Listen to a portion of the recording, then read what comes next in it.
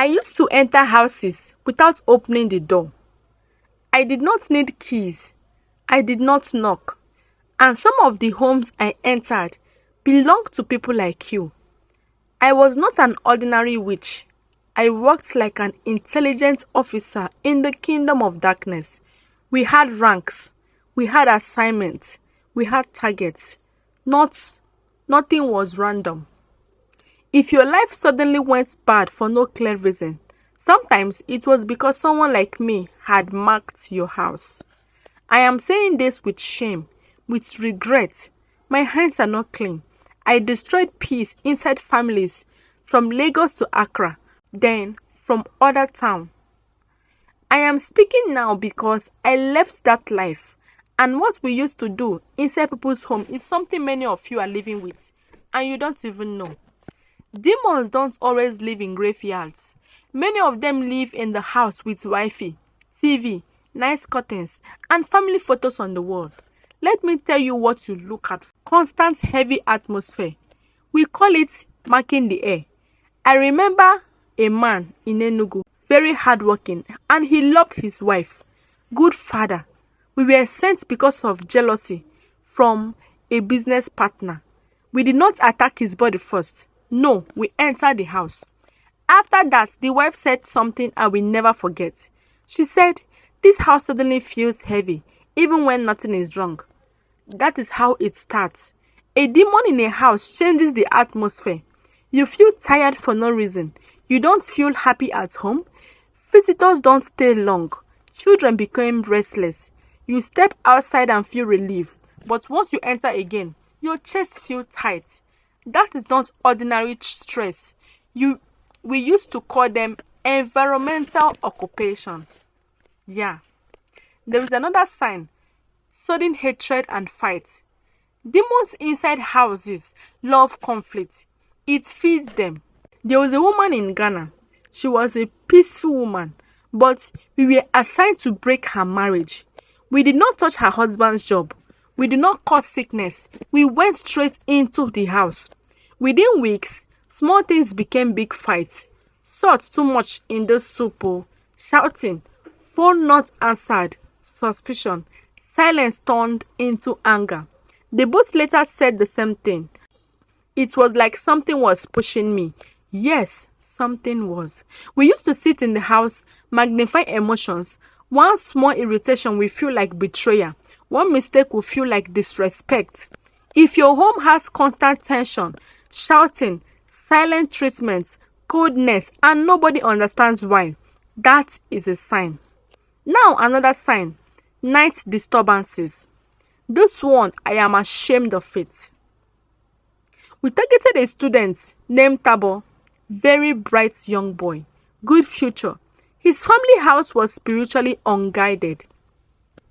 At night, we operated freely. Footsteps when everyone is asleep, feeling like someone is watching. Sudden fear at 2 a.m. or 3 a.m. Bad dreams happening again and again in the same house. Tabo started sleeping with the light on. His mother thought it was stress. No, we were moving in the house at night. Demons that lives in the house are most active between midnight and 4 a.m. That is when the physical world is quiet. People wake up suddenly, hearts beating fast, but nothing is there. We used to stand beside the beds. I regret saying this, but it is the truth. Now another sign, things spoiling and going wrong unusually. A demon in a house brings disorder. Electronics spoil often. Food burns. Things get lost. Money disappears. Plans fail at the last minute. In Port Harcourt, we targeted a woman. She was close to a breakthrough in her business. Instead of attacking her outside, we stayed inside her house. Her fridge spoiled twice in a month. Her phone screen cracked. Her documents got missing.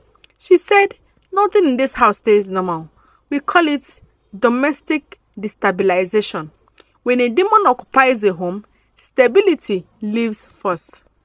I am telling you these things because I did them. I sat in meetings where houses were assigned like a mission locations. We studied families. We knew who was spiritually weak. We entered through objects, through sin, through invitations, people didn't know they were giving. And now, the fifth sign is the one many people ignore. It is the most dangerous because when this one starts happening in a house, it means the demon is not just visiting, it is living there. And what we used to do next after this stage is something that still makes me wake up with fear, even after leaving the kingdom of darkness. Now, personality changes inside the house. This is the stage we call full influence. When a demon begins to live in a house, it slowly starts to live through the people. I remember a family in Abuja, father, mother, 2 daughters. They are normal people. But there was an open door spiritually, anger, secret habits, and certain items brought into the house from places they did not understand. We entered quietly. At first, it was just the atmosphere, then arguments, then fear at night. But this stage, this is different. The mother, whose name was Halima, began to change. Not outside, inside the house. Outside, she smiled. At church, she was kind. With neighbors, polite. But once she entered her house, she became irritated, harsh and cold. She later cried and said, "It is like I'm not myself when I'm at home." That is how occupations grows. Demons attached to houses influence behavior strongest. Inside the environment they control. A gentle person becomes unusually angry only at home. A disciplined person suddenly loses control of habits at home. Someone who prays anywhere else feels resistance inside their own room. We used to say, once the house is taken, the mind is easier. That is when we push people toward making mistakes that damage their lives. But listen carefully. We did not just appear anywhere. We needed legally entry. That is the part people don't understand. Sometimes it came through objects brought into the home. Things connected to dark places, rituals, or spiritual dedication without the owner knowing. Sometimes through constant hatred, unforgiveness, or immoral acts that created openings. Sometimes through invitation, people spoke carelessly. Anything, just help me. I don't care. I just want money. I'm ready to do whatever. Words are permission into the spiritual world. I used to record them. Yes, record them. Like intelligence gathering. I remember a young man. He said those words in frustration about money. Within months, strange help came. But his house became different. His younger sister refused to sleep alone. His mother complained of shadows moving. He became aggressive, secretive, and withdrawn. We were not attacking from outside anymore. We were operating from the inside. And once a demon settles like that, the next phase is what we call harvest. That means something must be taken. Peace, health, marriage, destiny, sometimes life. I am shaking as I speak because I remember one case in Cape Town. A woman who lived in the house for almost a year before the final operation. Everything looked normal to outsiders, but inside that house, hope was slowly dying. And the night we were given the final instruction is the night I began to hate what I had become. That night in Cape Town is burned into my memory. The woman was not a bad person. She was just tired of struggling. Someone had taken her to a place for spiritual help years before. Something followed her home. That was our access point. For months, we weakened the house first. Constant sickness, financial loss, emotional exhaustion. When people are tired, their spiritual defenses drop. The final instruction came like a coded order. Push despair. Make her give up. We did not need weapon. We used thoughts. Suddenly she felt worthless. Heavy sadness. No strength to pray. No hope for tomorrow. Her house felt like a prison. That night she sat on her bed and said, "I am tired of everything." That sentence was our signal. But something unexpected happened. Her younger brother, who lived far away in Durban, woke up at 2:17 a.m. with strong fear for her. He started praying loudly, aggressively. I had not seen that kind of interference before. Inside the house, the atmosphere began to change. The pressure we built for months started breaking like glass. We could not stay. That was the first time I saw a demon whose legal ground became someone outside the house stood in spiritual authority. It shook me because we operated like a secret military, force organized, ranked, strategic, but there were rules, invisible laws. When those laws were challenged correctly, we lost access. That night failed, and she lived. But many other houses did not have someone praying. I am not telling you this to scare you. I am telling you because most people fight physical problems when the real issues is spiritual occupations of their environment. If a house is under influence, people inside it will keep making decisions that destroy their own lives, thinking it is their own mind. That is how we stay hidden. We made people blame stress, personality, and bad luck. Never the house, never the presence. The day I left that kingdom, it was because I realized something. We were not as powerful as we pretend. We depended on ignorance, on open doors, on silence. When the truth entered the house, our operations became illegal. And there is one more thing almost nobody knows. The fastest way we used to enter a house was not through rituals. It was through someone the family trusted. That was our easiest door. A friend bringing a gift, a relative bringing an item from a strange place, a visitor with hidden spiritual attachments. Not everyone who smiles at your door comes alone. In Ibadan, we used a close friend of a family.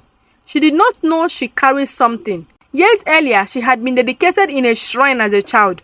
No one told her, but a spirit followed her life. Every time she visited her friend's house, she felt comfortable there. That comfort was not normal. It was spiritual compatibility. We entered through her presence. After that, the family started seeing the sign you already heard. Tension, fear at night, constant problems. They prayed, but the door kept reopening because the access point kept visiting. That is how quiet infiltration works. No noise, no horror movie sign, just slow occupation. You must understand something. Demons are legalists. They hide behind permissions, connections, objects, and agreements people don't know they made. That is why we studied families like intelligence flies, background, weakness, spiritual history. But here is what broke everything for me. I was sent to monitor a house in Uyo, a widow and her son. Poor, struggling, but peaceful. We expected easy access. But every night, that woman prayed over her house. Not fancy prayer, just simple word. God, this house belongs to you. Every single night, we could not enter, not once. We waited for anger, for sin, for invitation, something to stand on, nothing. The atmosphere around that house felt like fire to us. That is when I knew the kingdom I served was built on intimidation, not through authority. I left after that mission.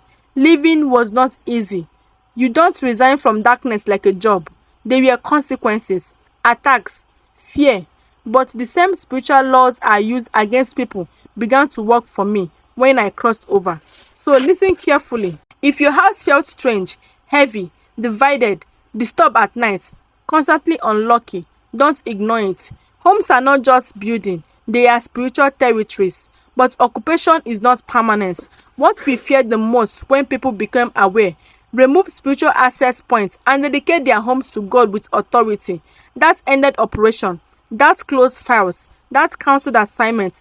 I am speaking because many of you are fighting shadows without knowing the source. I was once on the other side of the door. Darkness is organized, but it is not unbeatable.